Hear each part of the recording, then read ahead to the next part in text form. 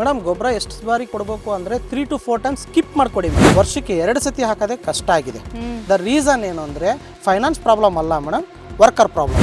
ಕಾಡಲ್ಲಿ ಯಾರು ನೀರು ಕೊಡಲ್ಲ, ಮತ್ತೆ ಹೇಗೆ ಅದು ಇರಕ್ಕೆ ಸಾಧ್ಯ ಅಂತ ನಿಮ್ಮ ಪ್ರಶ್ನೆ ಬರುತ್ತೆ. ನೀರೇ ಬೇಡ ಅನ್ನೋ ತೋಟ ಇವತ್ತವರೆಗೂ ನಾವು ನೋಡಿಲ್ಲ. ಭಯಂಕರ ಮಳೆ ಮೇಲೆ ಇಲ್ಲಿ ಒಂದು 5-6 ತಿಂಗಳು ಭಯಂಕರ ಮಳೆ ಆಗುತ್ತೆ. 5 ಕ್ವಿಂಟಲ್ ಅಡಿಕೆ ಆಗಿತ್ತು. ಈ ವರ್ಷ 6ನೇ ವರ್ಷ ಒಂದು 60-70 ಕ್ವಿಂಟಲ್ ಅಡಿಕೆ ಆಗುತ್ತೆ ಮೇಡಮ್. ಭೂಮಿ ನೀರು ಜಾಸ್ತಿ ಕುಡ್ದು ಕೊಳೆ ರೋಗ ಅದು ಇದು ಬೀಳುತ್ತೆ ಅಂತ ಹೇಳಿ ಮಳೆಗಾಲದಲ್ಲಿ ನಾವು ಉಳುಮೆ ಮಾಡೋದು ಕಮ್ಮಿ ಮಾಡಬೇಕು. ಇಲ್ಲ ಇದು ಎರೆಹುಳದ ಗೊಬ್ಬರ, ಬೇವಿನ ಹಿಂಡಿ ಇಂಥವೆಲ್ಲ ಕೊಟ್ಕೊಂಡು ಅದು ಒಂದು ಸ್ವಲ್ಪ ಕೊಡ್ಬೇಕು ಮೇಡಮ್. ಒಂದೇ ಸಲ ನಿಲ್ಸಕ್ಕೆ ಬರೋದಿಲ್ಲ.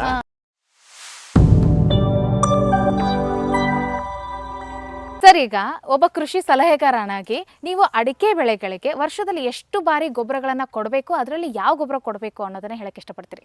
ಮೇಡಮ್, ಗೊಬ್ಬರ ಎಷ್ಟು ಬಾರಿ ಕೊಡಬೇಕು ಅಂದರೆ 3 to 4 ಟೈಮ್ಸ್ ಸ್ಕಿಪ್ ಮಾಡಿಕೊಡಿ ಮೇಡಮ್. ಫಾರ್ ಎಕ್ಸಾಂಪಲ್ ಹೇಳ್ತೀನಿ ನೋಡಿ, ನೀವು ಕೆಮಿಕಲ್ ಫರ್ಟಿಲೈಸರನ್ನು ಕನ್ಸಿಡರ್ ಮಾಡಿಕೊಡ್ರಿ. ಕೆಮಿಕಲ್ ಫರ್ಟಿಲೈಸರನ್ನು NPK ಆಗಿರ್ಬೋದು, ಮೈಕ್ರೋನ್ಯೂಟ್ರೆಂಟ್ಸ್ ಆಗಿರ್ಬೋದು, ಇನ್ಕ್ಲೂಡಿಂಗ್ ಸೆಕೆಂಡರಿ ಮೈಕ್ರೋನ್ಯೂಟ್ರೆಂಟ್ ಆಗಿರ್ಬೋದು, ಇನ್ಕ್ಲೂಡಿಂಗ್ ಬಯೋಸ್ಟಿಮ್ಯುಲೆಂಟ್ಸ್ ಆಗಿರ್ಬೋದು, ಇದನ್ನೆಲ್ಲ ನೀವು ಕಾಂಬಿನೇಷನ್ ಮಾಡಿ ಕೊಡ್ತಾ ಇದ್ದೀರಿ ಅಂದರೆ ಡಿಪೆಂಡ್ ಅಪಾನ್ ದ ಪ್ಲಾಂಟು ಬಿಟ್ಟು ಸಾಯಿಲ್ ಮೇಡಮ್. ಇದನ್ನೇ ಕೊಡ್ರಿ ಅಂತ ಅಲ್ಲ, ಅದು ಸಾಯಿಲ್ ಮೇಲೆ ಡಿಪೆಂಡ್ ಆಗಿರುತ್ತೆ, ಪ್ಲಾಂಟ್ ಮೇಲೆ ಡಿಪೆಂಡೆಂಟ್ ಆಗಿರುತ್ತೆ, ಆಮೇಲೆ ಡಿಫಿಷಿಯನ್ಸಿ ಮೇಲೆ ಆಗಿರುತ್ತೆ. ಯಾಕೆಂದರೆ ಒಂದೊಂದು ತೋಟದಲ್ಲಿ ಒಂದೊಂದು ಥರ ಪೋಷಕಾಂಶಗಳ ಕುಂದುಕೊರತೆ ಇರುತ್ತೆ. ಹಾಗಾಗಿ ಅಲ್ಲಿಗೆ ಏನು ನೀಡಿದೆಯೋ ಅದಕ್ಕೆ ತಕ್ಕಂತೆ ಏನು ಮಾಡಬೇಕು ಅಂದರೆ ಗ್ರಾಮ್ ಲೆಕ್ಕದಲ್ಲಿ ಒಂದು ಗಿಡಕ್ಕೆ ಪರ್ಟಿಕ್ಯುಲರಾಗಿ ಇದನ್ನೆಲ್ಲ ಸೇರಿಸ್ಬಿಟ್ಟು ಒಂದು ಗಿಡಕ್ಕೆ ಮಿನಿಮಮ್ 250 to 300 ಗ್ರಾಮು ಅಥವಾ 150 to 200 ಗ್ರಾಮು ಈ ಥರ ಡಿವೈಡ್ ಮಾಡಿಬಿಟ್ಟು ಏನು ಮಾಡಬೇಕು ಅಂದರೆ ಒಂದು ವರ್ಷಕ್ಕೆ 3 to 4 ಟೈಮ್ಸ್ ಸ್ಕಿಪ್ ಮಾಡಿರಿ. ಬಟ್ ಇಲ್ಲೇನಾಗ್ತಾ ಇದೆ ಅಂದರೆ ಯಾವುದೇ ಕಾರಣಕ್ಕೂ ಯಾವುದೇ ರೈತ ಕೂಡ ವರ್ಷಕ್ಕೆ 2 ಸತಿ ಹಾಕೋದೇ ಕಷ್ಟ ಆಗಿದೆ. ದ ರೀಸನ್ ಏನು ಅಂದರೆ ಫೈನಾನ್ಸ್ ಪ್ರಾಬ್ಲಮ್ ಅಲ್ಲ ಮೇಡಮ್, ವರ್ಕರ್ ಪ್ರಾಬ್ಲಮ್. ಹಾಗಾಗಿ ನಾನು ಆದಷ್ಟು ಟ್ರೈ ಮಾಡಿರಿ, 3 ರಿಂದ 4 ಸತಿ ಸ್ಕಿಪ್ ಮಾಡ್ಕೊಡಕ್ಕೆ ಟ್ರೈ ಮಾಡಿರಿ. Okay sir, okay. ಈಗ ಇನ್ನೊಂದು ವಿಚಾರ ಸರ್, ಈಗ ರೈತರು ಇದಾರಲ್ಲ, ನೀರನ್ನ ಕೊಡ್ಲೇಬೇಕಾ ಅಡಿಕೆ ತೋಟಕ್ಕೆ? ಕಂಪಲ್ಸರಿ ಕೊಡಬೇಕು ಮೇಡಮ್. ನಾವು ಮಳೆ ಬರುತ್ತಲ್ಲ ಸರ್, ಮಳೆ ಅಂದ್ರೆ ಅದರಲ್ಲೂ ಇಲ್ಲಿ ಅತಿ ಪ್ರಮಾಣದಲ್ಲಿ ಮಳೆ ಆಗುತ್ತೆ. ಈ ಭಾಗದಲ್ಲಿ ನೀರು ಕೊಡ್ಬೇಕಾ ರೈತರು? ಖಂಡಿತವಾಗಿ ನೀರು ಬೇಕೇ ಬೇಕು ಮೇಡಮ್. ನೀರು ಇಲ್ದಂಗೆ ಎಲ್ಲಿ ನಾವು ಬೆಳೆಯಕ್ಕೆ ಸಾಧ್ಯ ಇದೆ ಅಂದರೆ ನಿಮ್ಮ ಪ್ರಶ್ನೆ ಮೂಡ್ಬೋದು, ಕಾಡಲ್ಲಿ ಯಾರು ನೀರು ಕೊಡಲ್ಲ ಮತ್ತೆ ಹೇಗೆ ಅದು ಇರಕ್ಕೆ ಸಾಧ್ಯ ಅಂತ ನಿಮ್ಮ ಪ್ರಶ್ನೆ ಬರುತ್ತೆ. ಇಲ್ಲಿರೋ ಅಂಥ ಸಾವಯವ ಇಂಗಾಲ, ಆರ್ಗಾನಿಕ್ ಕಾರ್ಬನ್, ಅಲ್ಲಿರೋಂಥ ಸಾವಯವ ಇಂಗಾಲಕ್ಕೂ ಇಸ್ ಲಾಟ್ ಆಫ್ ಡಿಫ್ರೆನ್ಸ್ ಇದೆ. ದ ರೀಸನ್ ಏನು ಅಂದರೆ ಇಲ್ಲೇನು ಮಾಡ್ತೀವಿ ಅಂದರೆ ಕೆಮಿಕಲ್ ಫರ್ಟಿಲೈಸರ್ ಅಪ್ಲಿಕೇಶನ್ ಮಾಡಿ ಮಾಡಿ ಮಾಡಿ ಏನು ಮಾಡಿದ್ದೀವಿ ಅಂದರೆ ಇಲ್ಲಿರೋ ಅಂಥ ಸಾವಯವ ಇಂಗಾಲನ ತುಂಬ ಕ್ಷೀಣಿಸ್ತಾ ಹೋಗಿದೆ, ಕಡಿಮೆ ಆಗ್ತಾ ಹೋಗಿದೆ. ಯಾವ ತೋಟದಲ್ಲಿ ಸಾವಯವ ಇಂಗಾಲ ಜಾಸ್ತಿ ಇದೆಯೋ, ರಿಚ್ ಆಗಿದೆಯೋ, ಆ ತೋಟದಲ್ಲಿ ನೀವು ಹೇಳಿರೋ ಪ್ರಕಾರ ನೀರಿನ ಅವಶ್ಯಕತೆ ಇಲ್ಲ.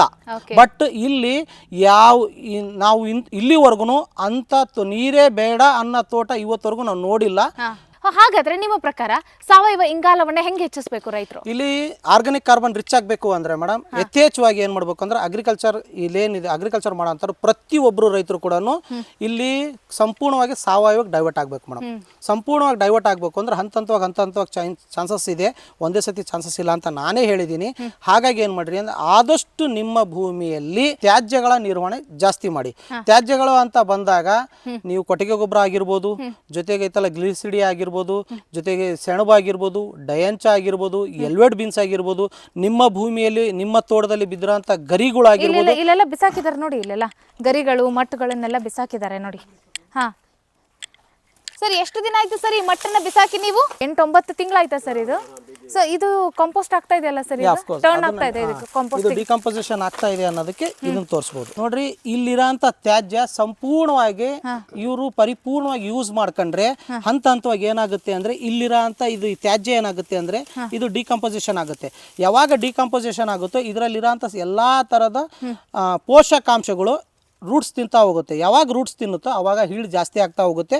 ಇದು ಆರ್ಗಾನಿಕ್ ಕಾರ್ಬನ್ ಆಗಿ ಡೈವರ್ಟ್ ಆಗ್ತಾ ಹೋಗುತ್ತೆ. ಆರ್ಗಾನಿಕ್ ಕಾರ್ಬನ್ ಆಗುತ್ತೆ. ನೀವಾಗ್ಲೇ ಹೇಳಿದ್ರಿ ತಂತು ಬೇರುಗಳು ಹೆಚ್ಚಾಗುತ್ತೆ, ಅವಾಗ ಅಡಿಕೆ ಗಿಡಗಳ ಆಹಾರವನ್ನ ತಿಂದು ಮಜಬೂತಾಗಿ ಇಳುವರಿನ ಕೊಡುತ್ತೆ. ಖಂಡಿತ madam. Okay sir, okay sir. ಕೊನೆಯದಾಗಿ ನಮ್ಮ ರೈತ ಬಾಂಧವರಿಗೆ ಏನ್ ಹೇಳಕ್ ಇಷ್ಟಪಡ್ತೀರಾ? ನಾನೆಲ್ಲಾ ರೈತ ಬಾಂಧವರಿಗೆ ಹೇಳ್ತಾ ಇರೋದೇನು ಅಂದ್ರೆ ಮೇಡಮ್, ಇಲ್ಲಿ ಆಗ್ತಾ ಇರೋಂಥ ಆರೋಗ್ಯ ಸ್ಥಿತಿಯಿಂದ ಸಂಪೂರ್ಣವಾಗಿ ಹಂತವಾಗಿ ಆಗ್ಲಿ ಆದಷ್ಟು ಬೇಗ ನೀವು ಸಾವಯವ ಕಡೆ ಗಮನ ಹರಿಸಿ.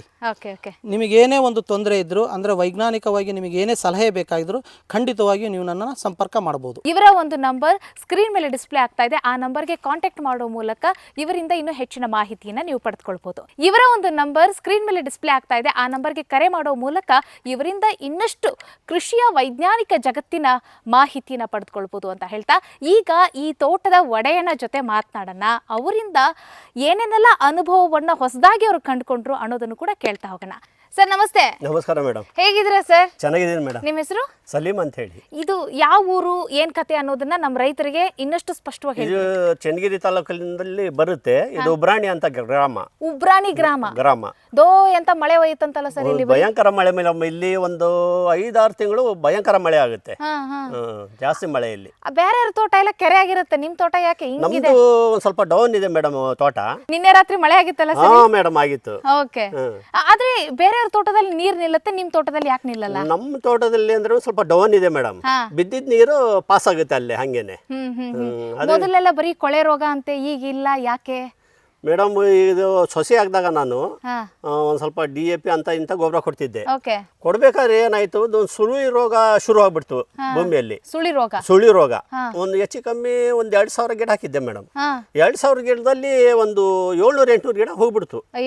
ಹೋದಾಗ ನಾನು ಏನ್ ಮಾಡಿದೆ, ಅವೆಲ್ಲ ತೆಗಿಯೋದು ಹಾಕೋದು ಹಿಂಗೆ ಮಾಡ್ಕೊಂಡಿದ್ದೆ. ಕಟ್ ಮಾಡಿ ಬಿಸಾಕ್ಬಿಟ್ರ? ತೆಗಿಬೇಕು ಮೇಡಮ್, ಬೇರಿಂದಲೇ ತೆಗೆದು ಹೊಸಾಕ್ಬೇಕಾದ, ಬಿಡಬಾರ್ದು, ಇಲ್ಲ ರೋಗ ಹಬ್ಬುತ್ತೆ ಅಂತ ಹೇಳಿ.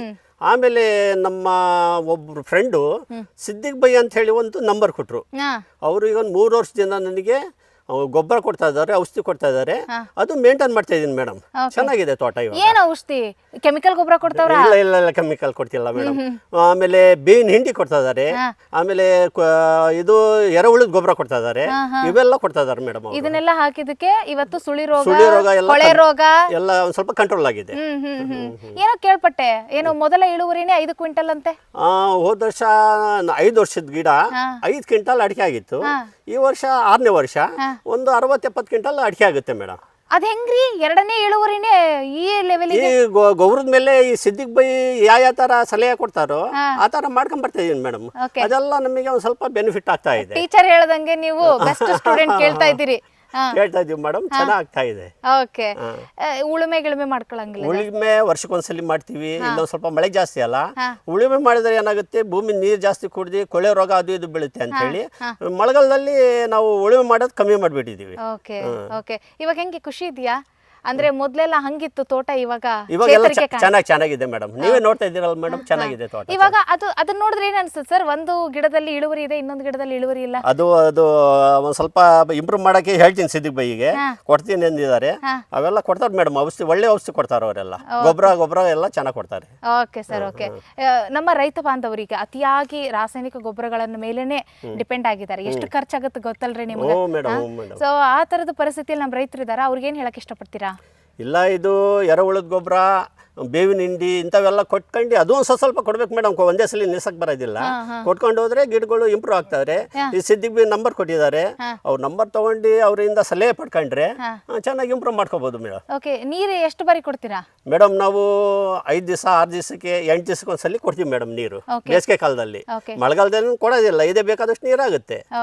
ಈಗ ಸಿದ್ದಿಕ್ ಬೈ ಕೊಡುವಂತದ್ದು ಈ ಗೊಬ್ಬರ ಇದೆಯಲ್ಲ, ವರ್ಷದಲ್ಲಿ ಎಷ್ಟು ಬಾರಿ ಹಾಕ್ತೀರಾ ಮೇಡಮ್? ಒಂದ್ 2 ಸಲ ಕೊಡ್ತೀವಿ ಮೇಡಮ್. 2 ಸತಿ ಕೊಡ್ತೀರಾ? 2 ಸತಿ ಕೊಟ್ಟಿದ್ದಕ್ಕೆ ನೋಡಿ ಇವಾಗ ಇದು ಗಿಡದ ಕ್ರೌನ್ ಹೆಂಗಿದೆ ನೋಡಿ, ಎಷ್ಟು ಹಚ್ಚಹಸಿರಾಗಿ ಆರೋಗ್ಯಕರವಾಗಿದೆ.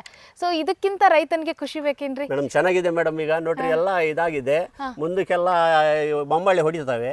ಚೆನ್ನಾಗಿದೆ ಈಗೆಲ್ಲ ತೋಟ. ಓಕೆ. ಒಟ್ನಲ್ಲಿ 60-70 ಕ್ವಿಂಟಲ್ ಬರ್ಬೋದು ಈ ವರ್ಷ ಬರುತ್ತೆ ಮೇಡಮ್. ಓಕೆ.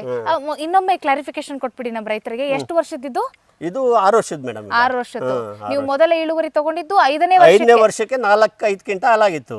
ಇವಾಗ 60-70 ಕ್ವಿಂಟಲ್ ಆಗುತ್ತೆ. ಈಗ ಅಡಿಕೆ ಬೆಳೀತಾ ಇದ್ದೆ ನೀವು ಎಷ್ಟು ವರ್ಷ ಆಯ್ತು? ಅಂದ್ರೆ ಇದೇ ತೋಟದಲ್ಲಿ ಫಸ್ಟ್ ಅಡಿಕೆ ಬೆಳೀತಿದ್ದೆ, ಮುಂಚೆ ಏನಾದ್ರು ಬೆಳೀತಿದ್ದ? ಇದೇ ತೋಟದಲ್ಲಿ ಫಸ್ಟ್ ಅಡಿಕೆ ಮಾಡಿ. ಈಗ ನಿಮ್ ಫ್ರೆಂಡ್ಸ್ ಯಾರಾದ್ರೂ ಬೆಳೀತಿರ್ತಾರಪ್ಪ, ಅವ್ರ ಅನುಭವ ತಕ್ಕಂಗೆ ಇಳುವರಿ ಬರೋದೇ ಎಷ್ಟು ವರ್ಷಕ್ಕೆ ಬರೋದು ಮೇಡಮ್? ಚೆನ್ನಾಗಿ ಬರಬೇಕು ಅಂದ್ರೆ 7-8 ವರ್ಷ 10 ವರ್ಷಕ್ಕೆ ಚೆನ್ನಾಗಿ ಇಳುವರಿ ಬರಬೇಕು. ಓಕೆ. ಈಗ ನಿಮ್ದು 5 ವರ್ಷಕ್ಕೆ ಶುರು ಆಗ್ಬಿಟ್ಟಿದಲ್ಲ? ಅದೇ ಒಂದ್ ಸ್ವಲ್ಪ ಚೆನ್ನಾಗಿ ನಿಗಾ ನೋಡ್ಕೋಬೇಕು, ಒಂದ್ ಸ್ವಲ್ಪ ಗೊಬ್ಬರ ಕೊಡ್ಬೇಕು, ಈ ಔಷಧಿ ಎಲ್ಲ ಮೇಂಟೈನ್ ಮಾಡ್ಕೊಂಡ್ ಬಂದ್ರೆ ಆಗುತ್ತೆ ಮೇಡಮ್. ಒಟ್ನಲ್ಲಿ ಸಾವಯವ ಕೃಷಿನ ಮಾಡಿ ಮಾಡಿ. ನಿಮ್ಮ ತೋಟನ ಉಳಿಸ್ಕೊಳ್ಳಿ ಅಂತ ರೈತ ಬಾಂಧವರಿಗೆ ಹೇಳ್ತೀರಾ? ಹ್ಞೂ ಮೇಡಮ್, ಹ್ಞೂ madam. Okay sir, okay sir, ಧನ್ಯವಾದ. ನಾವು ನಿಮ್ಮ ತೋಟಕ್ಕೆ ಬಂದು ಇವತ್ತು ನೋಡ್ತಾ ಇದ್ದೀವಿ, ನಮಗೂ ಕೂಡ ತುಂಬಾ ಖುಷಿ ಆಗ್ತಾ ಇದೆ. ಅದರಲ್ಲಿ ಇದು ನೀವು ತೋಟದ ಓನರ್, ನೀವು ನಿಮಗೆ ಇನ್ಯಾವ ರೀತಿಯಾಗಿ ಖುಷಿ ಇರಬೇಡ ಅಲ್ವಾ? ಹ್ಞೂ ಮೇಡಮ್, ಹ್ಞೂ ಮೇಡಮ್. ಚೆನ್ನಾಗಿದೆ, ತೋಟ ಚೆನ್ನಾಗಿದೆ ಮೇಡಮ್. ಮುಂದಕ್ಕೆ ಇನ್ನೂ ಚೆನ್ನಾಗುತ್ತೆ ಮೇಡಮ್. ಇನ್ನೂ ಚೆನ್ನಾಗುತ್ತೆ, ಇನ್ನೂ ಚೆನ್ನಾಗುತ್ತೆ. ಬರ್ತೀವಿ ಸರ್, ಅವಾಗೂ ಬರ್ತೀವಿ. ಇನ್ನೂ ಚೆನ್ನಾಗದಾಗ ಅವಾಗೂ ಬಂದು ಹಿಂಗೆ ವಿಡಿಯೋ ಮಾಡ್ಕೊಂಡು ನಮ್ಮ ರೈತರಿಗೆ ತೋರ್ಸೋಣ ಸರ್. ಒಟ್ಟಿನಲ್ಲಿ ಸಾವಯವ ಕೃಷಿನ ಬೆಳೆಸಿ ಮಣ್ಣನ್ನ ಉಳಿಸಿ ಇವತ್ತು ನಮ್ಮ ದೇಶಕ್ಕೆ ಇವತ್ತು ನೀವೆಲ್ಲ ಆಹಾರವನ್ನು ಕೊಡ್ತಾ ಇದ್ದೀರಲ್ಲ, ಸೊ ನೀವು ಕೂಡ ಸದೃಢರಾಗಿರಿ, ಭಾರತವನ್ನು ಕೂಡ ಸದೃಢ ಮಾಡಿ ಅಂತ ಹೇಳ್ತಾ ಸರ್ ಧನ್ಯವಾದ ಸರ್, ನಮ್ಮ ಜೊತೆ ಇಷ್ಟೊತ್ತು ಮಾತಾಡಿದೆ. ನಮಸ್ಕಾರ ಮೇಡಮ್. ನೋಡಿದ್ರಲ್ಲ ರೈತ ಬಾಂಧವರೇ, ಇದು ಅಡಿಕೆ ತೋಟದಲ್ಲಿ ಇರುವಂತಹ ವಿಜ್ಞಾನ ನೋಡಿ. ಒಂದು ಗಿಡದಲ್ಲಿ ಈ ರೀತಿಯಾದಂತಹ ಚಿತ್ರಣ, ಇನ್ನೊಂದು ಗಿಡದಲ್ಲಿ ಬೇರೆ ರೀತಿಯಾದಂತಹ ಚಿತ್ರಣ, ಇದೆರಡನ್ನೂ ಕೂಡ ನೀವು ಒಂದೇ ತೋಟದಲ್ಲಿ ಒಬ್ಬ ರೈತನ ತೋಟದಲ್ಲಿ ಕಂಡುಕೊಳ್ಳಕ್ಕೆ ಸಾಧ್ಯ ಆಯಿತು. ಸೊ ಇದಕ್ಕೆ ಯಾವ ರೀತಿಯಾದಂತಹ ವಿಜ್ಞಾನ ಇದೆ ಅನ್ನೋದನ್ನ ಇಲ್ಲಿ ಸಲಹೆಗಾರ ಆಗಿರುವಂತಹ ಸಿದ್ದಿಕ್ ಅವರು ಕೂಡ ವಿವರಣೆಯನ್ನ ಕೊಟ್ಟರು.